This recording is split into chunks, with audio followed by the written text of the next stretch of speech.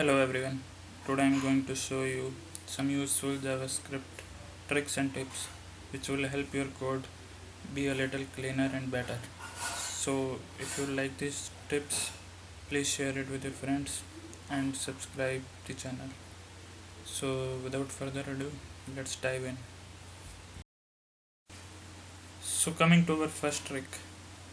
Here we have a function which has two variables. One is days and one is month. So what we are going to do is, based on the name of the month, we are populating the days variable according to the number of days of that month. So if the month is January, our days variable should be 31. Similarly for March, May, July, August, October and December. So you can see the problem with this, right? You have to write every time in the if condition month equal to January, or month equal to March, or month equal to May. So you have to make this big if condition. But instead of doing that, what you can do is you can just create an array with the names of all those months, and you can use the dot includes function, and you can write your variable in that as the parameter to the includes function. So this will be more efficient than that if condition, and it gives the same result. Coming to our second tip, here we have a function which takes in three parameters: days, month and year, and it prints the day on the screen. So when calling this function, you have to remember that the first parameter is the day, second is the month, and third is the year. Well, this looks easy, but if you have a function which has more number of parameters, let's say 15 parameters, 20 parameters, or even 6 or 7 parameters, you'll find it very hard to remember the order of the parameters when you'll be calling this in some other files or in some other modules. So what we can do, we can create these parameters as named parameters. So for creating the named parameters, what we have to do is we have to enclose this in curly braces, and now we don't have to remember the order of the arguments. We can just write even if you want the year first, you can write the year first, and then maybe you can write the day, and then you can write the month.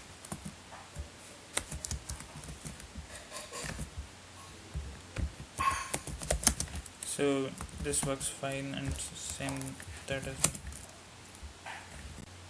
So coming to our third tip, here we have a JSON object which is nested deep. So you can see the name of the object is request, then inside that we have a body JSON object, and inside that we have a user JSON object, and inside that user object we have this first name, last name, address and gender of the user.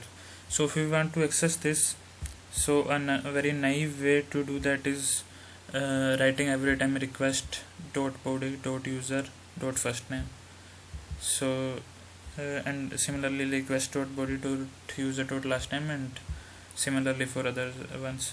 So if we run this works fine, but instead of that we can do this. We can extract the first name, last name, address and gender from the request body user JSON object, and now we can just use these four things instead of doing every time request dot body dot user dot the name of the property.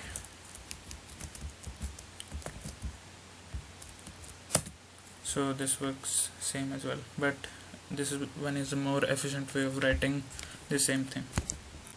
Coming to our fourth trick, here we have an object named request which has the following properties. So if we want to break this object where we want the user property to be in a separate variable and all the other things collectively in a separate variable, so there are some ways to do this, but the most efficient way is to using the spread operator. So what we can do is we can extract the user property as well as all the other properties in a separate variable. Let's name it request body from the request object. So now if I try to print that, so let's print that.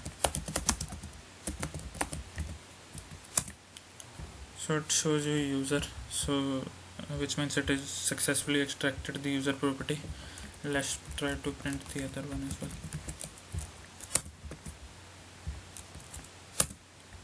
So it is now displaying the other properties of the request object collectively in a separate variable. So our final tip is regarding the JSON String By function. So you may have came across this function quite a lot. Whenever you are working with JSON objects, there are some scenarios where you want to convert this JSON object into a string. So to do that, we use this string by function, which comes in inbuilt in JavaScript. So using that, we make the JSON object into a string. So let's try to print this stringified JSON object. So as you can see, it has successfully converted into a string, but it is not clearly readable, and if the number of properties in this object may have been more, it would have been very difficult to read it and to see what all properties are in that object. So the way to make it more readable is we can give another parameter to the JSON String By function. The second one is the replacer parameter. We will keep it null, but the third parameter will pass /t into it. Now let's try to print this. So now you can see that the JSON object is not the JSON object, the JSON stringified object is clearly readable.